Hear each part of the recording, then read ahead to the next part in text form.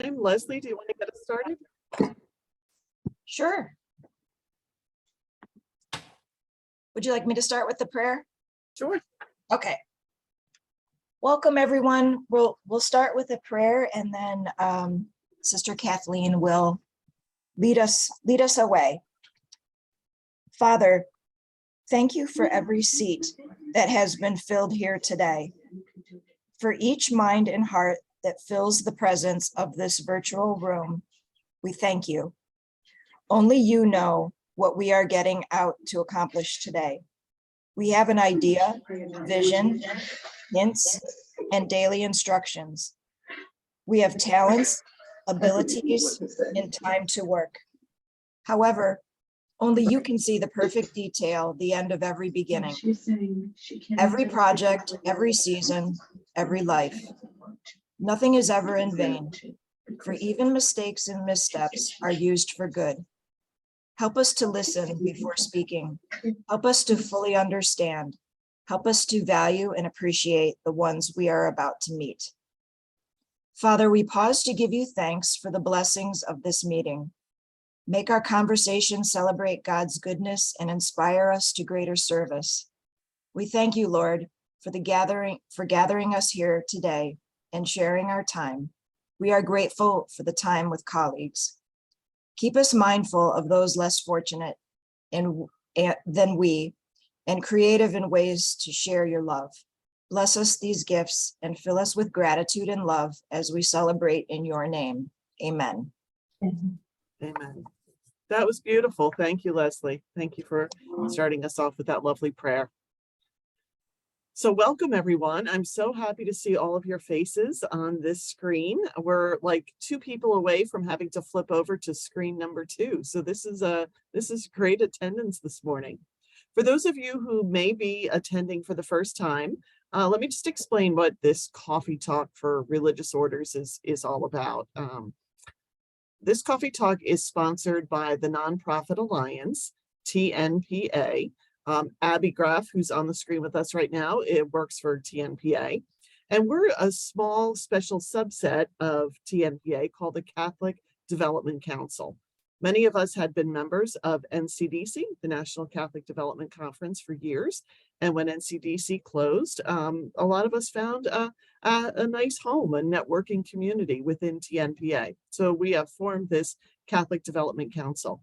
You can find out more about the CDC if you go to tnpa.org/faith. While these coffee talks are free and available for everyone who works for a religious order or who loves sisters, priests, and brothers, or are somehow connected, it is free for all of you to join one Thursday a month. But membership in the CDC is available, and you can find out information about that at tnpa.org/faith. Today, so ordinarily on our coffee talks, we gather for a few minutes for prayer and a welcome. We sort of introduce a topic, and then we break out into breakouts with maybe 4 people in each breakout, where you really get a chance to talk about the topic, or if the topic doesn't interest you, talk about whatever you want with those 3 other people. I find that people come to this coffee talk with their questions, their concerns, really they're burning questions, and you want other people in Catholic fundraising to help you with this issue. So this is the place you come to and bring up those issues in the breakouts. Sometimes when we have time, we break into a second breakout. We kind of jumble it up so you can talk with 3 different people that you didn't speak with the first time around. Then we get back together for the last 10 minutes to do a wrap up, and we finish usually trading each other's email addresses or contact information so we can be in touch until the next time we meet. But today is a little bit different. Today we have 2 guest presenters, good friends of mine, Sister Madeline Franze and Sister Mary McFadden. Sister Madeline and Sister Mary are both members of the Sisters of St. Joseph of Philadelphia. They are fundraising professionals, have been in this ministry of development for many years, and they have a lot of good things to share. What I love about Sister Madeline and Sister Mary is their experience as fundraisers has helped form the way they mentor new fundraisers. So whenever I come across somebody who's new to the fundraising ministry, Sister Madeline and Sister Mary are the people I like to send them to, because they really have they have great skills in teaching and mentoring, especially in this ministry of fundraising. So today they're going to talk with us, I believe, about maybe strategic planning or a development plan. But right now I'm going to leave it up to them to introduce themselves and their topic. And then let me just say, when we break into our breakout groups, spend the first few seconds introducing yourself and your ministry to the other people in your breakout rooms. So that way we all get to continue to build this community. So I'll turn it over to Sister Madeline and Sister Mary. Right. Thank you so much. What a wonderful introduction, Kathleen, and thanks for your confidence. I was just figuring out this morning that I think it's like 38 years that I've been doing development now. So it's a long time. And it's nice to see a lot of familiar faces on the screen as well. Some of you have heard what we're going to say, ad nauseum, but it's a good reminder. And you're all welcome. And we hope this presentation finds it helpful for you as you continue your fundraising efforts in furthering the mission of your organization. That is always the bottom line, in furthering the mission. So Sister Mary and I have a style where we alternate, doing the presentation, so you don't get tired of one voice, you hear the other voice as well. So I'm going to begin, and Abby's going to put a slide presentation up for us. It's very brief, but we hope it will help, keep you engaged. So the first slide just introduces the development, that we're going to be speaking about, the development plan. And Abby, if you could just go to the next slide for me.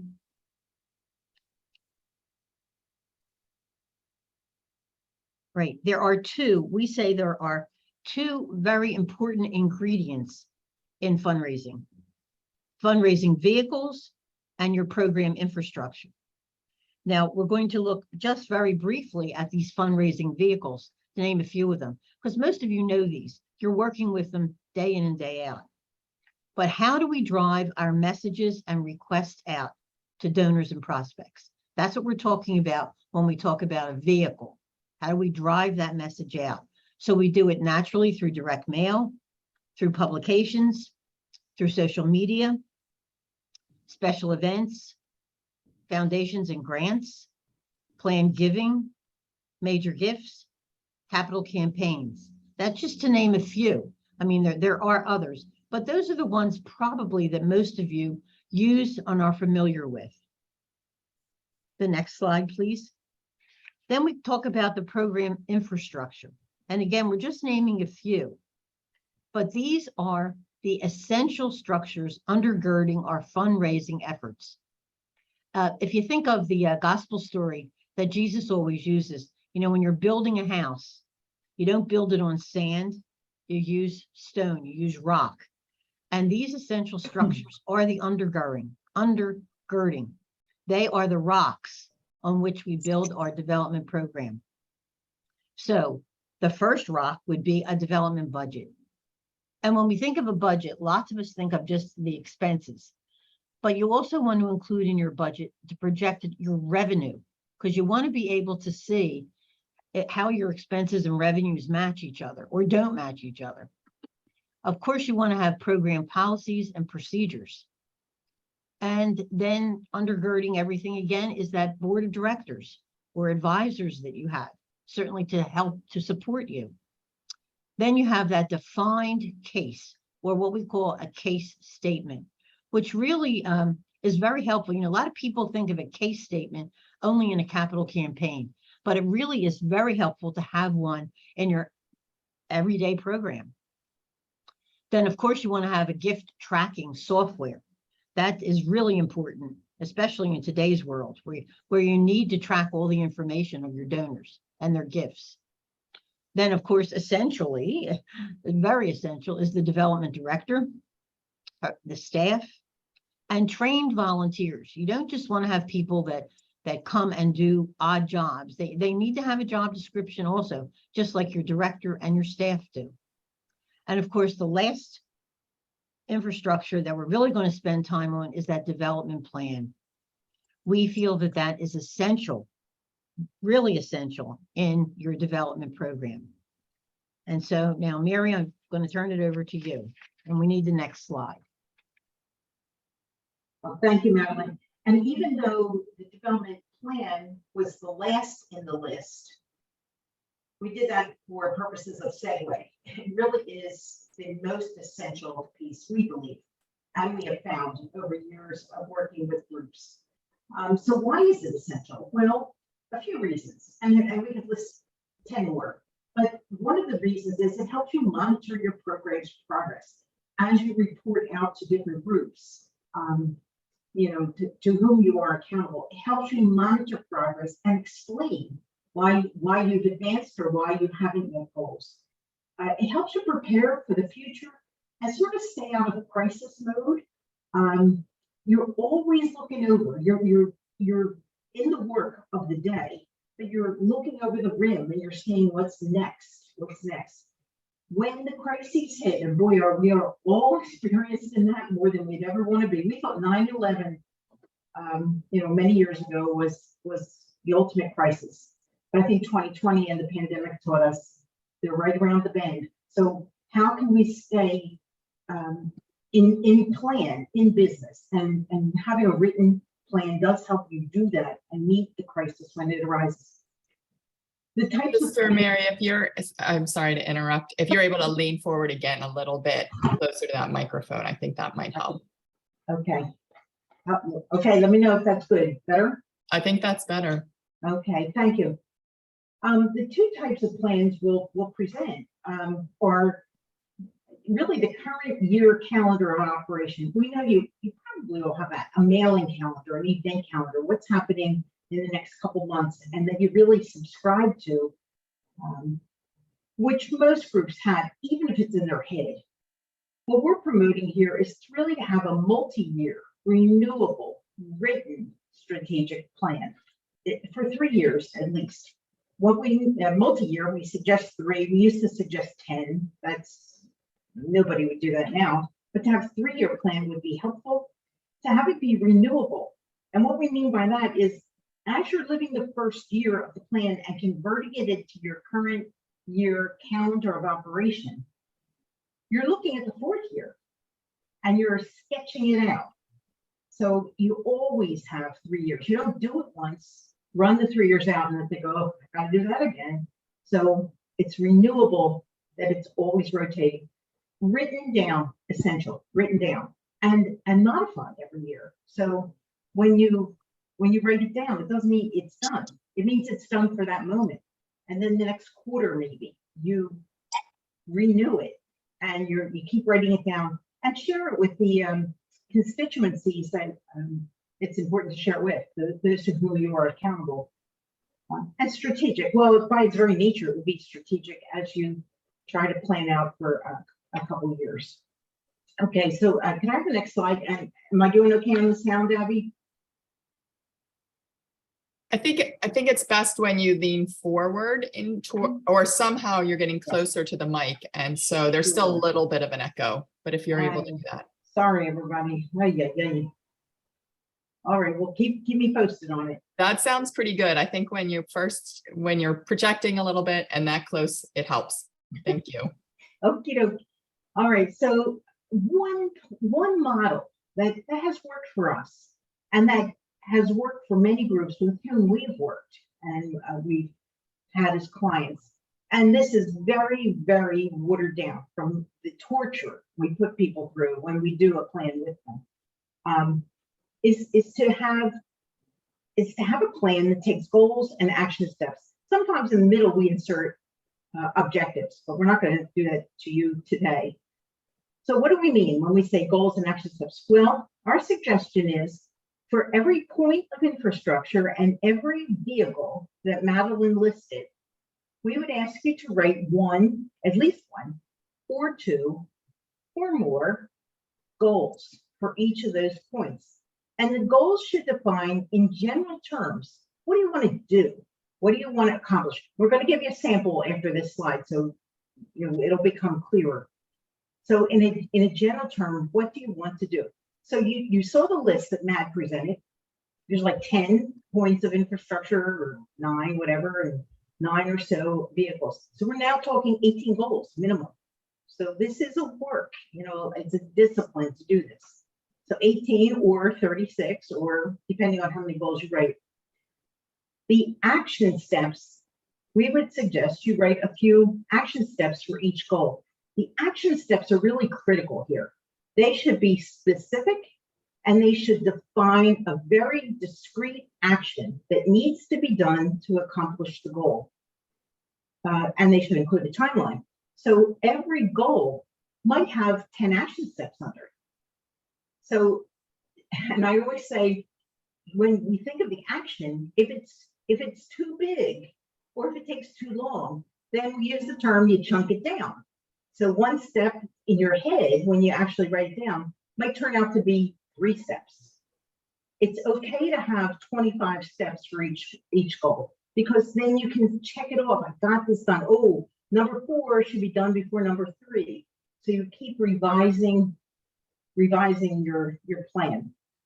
So let me go to the next slide, Abby, and we'll give you one sample, one idea. So suppose we say the goal is to formulate a development program case statement. And we're going to do that in year 1 of the 3-year plan. Some action steps right off the bat. We want to begin it in October of 2022, and we want the document done August of 2023, the last step there. So what has to be done? Now, some of these steps they're done at the same time, but we try to break them down into discrete actions. So first of all, we say, let's take October and November and define organizational needs, which may be fundable. So you have to work with your leadership team. You have to work with your finance office. You have to work with other groups. You don't sit in your development office and define the organization's needs. Sometimes when we work with groups, we say to, especially leaders, we say, what are the things you write checks for? You have to pay for. That becomes a fundable organizational need. Define as many as you can. Don't make decisions at your leadership development table on, nobody ever gets that, or, to get them all out of the table. So you need a new elevator, you need a different dining circle, whatever, try to define as many organizational needs as you can. Then we suggest maybe December to January, get costs that are associated to meet those needs. Now that's working with the finance office or whomever, you have to start getting some ballpark costs for things, because you want to be informed when you do this document and present it to people. We're suggesting another, maybe February, March, prepare a draft document listing the needs and the associated costs. So now you're starting to convert the conversation to paper, like paper. This is not a brochure, it's not formatted, it's not pretty. It's a staple set of 8.5 by 11 paper, the draft, and try to list as many needs and costs within reason.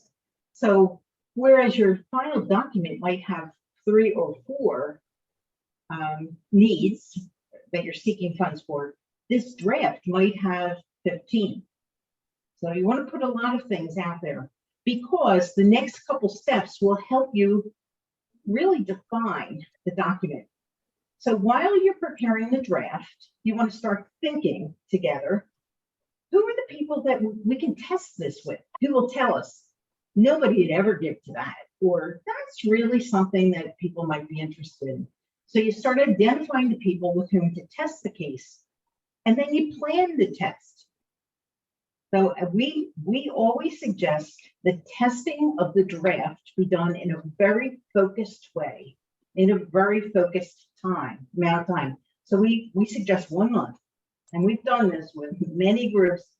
We have some, we figured out a process for this. If anybody ever wants to tap into that process, we'd be glad to share it with you. But to test the draft document with some key informants and focus groups. Focus groups are a great way to get some feedback. where you gather, like 10 or 8 people in a circle. We always have an outer circle of leadership, staff, people who can listen but may not speak.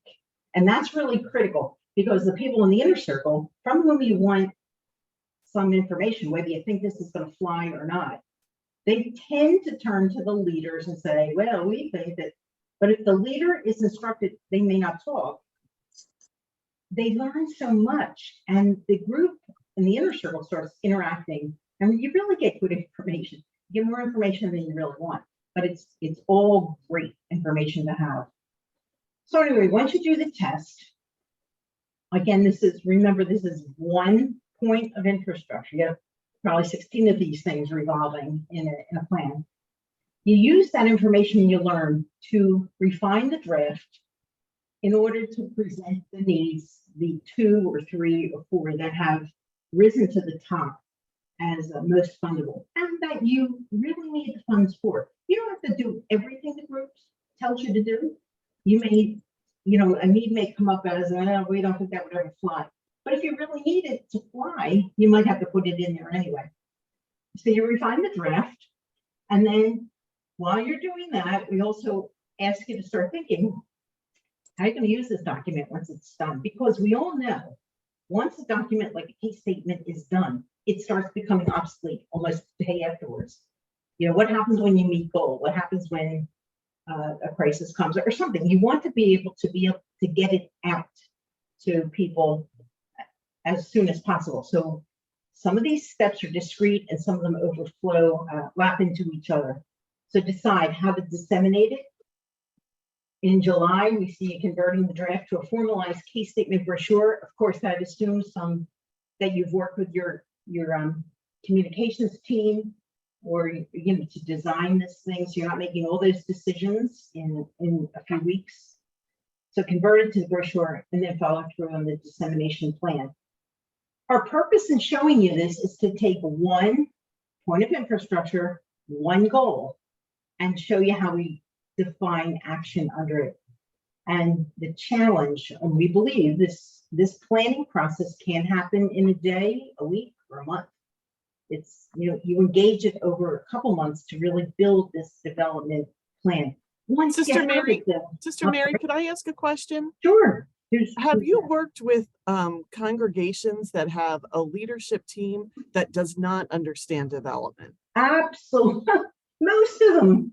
Most of them. I was interested when you were talking about the process where you don't have the leaders speak and the people who are sort of testing the case, learn, and leaders learn as well. But I think a lot of us might be in the situation where the development office knows a whole lot about what's going on. So could you just talk a little bit about how an experienced development team can work with a leadership team that really doesn't understand yet the Ministry of Development? Well, and I know Matt has some thought, but let me just say, one thing is, if you hire a consultant and you're paying for this advice, leaders listen up. So that's one way, because we've gone in as consultants and we're getting paid. So I think we can pretty much say we don't accept contracts unless we have a commitment that the leadership team would meet with us every time we come. So we've had to say to groups, no, I'm sorry, we won't sign on. If your leadership team is not in on it, it's not gonna fly. So that's kind of rigid, but that's one way we solve that problem. Now, do you have another thought? Well, I think I learned from the very beginning of development, because I worked with a consultant, and if our leadership team did not commit, then she wasn't going to come.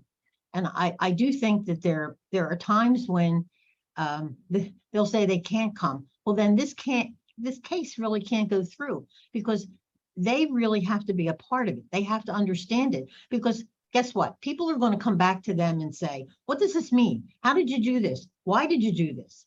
So even though they may not know a lot about development, they need to be, as much as we can, educate them. I mean, I think that's a big part of the consultant's job. That's why we meet with them before we agree to work with a group, because we educate them as we go along, hoping to bring them on board. Now, we've met with resistance. Don't get me wrong. There have been some people that say, we just can't do this. Well, then we just can't work with you. I'm sorry. Because if you don't buy into this, if you don't understand it, it's not going to work. Excuse me, but when you're on staff, they are paying you, just like they would pay a consultant, but it's still difficult. So what would you suggest to staff members without a consultant? Karen, my thought on that is to, if the team has hired you, they see some value in the process. So to try to get on their schedule, to just tell them the progress that you're making, to give them quarterly reports, number of new donors, start, with those kinds of reports that you're probably generating all the time. And give them a little education every time you go in, that, the mission focused, donor-centered concept of development. It's not just about money. Whatever it is that you can slip in there. And I agree, consulting is certainly not, it's not today's answer. People don't have the resources now. Leaders don't have the capacity to even take in advice with the crisis they've just been through. It's consulting. It's hard. It's really hard to get a foot in the door. And it's probably not the same. It's not the answer that it was a couple of years ago. So, just getting your foot in the door. If you hired me to do a job, let me tell you, I'd like to do a plan, and I need your help this way. I don't know if that helps, but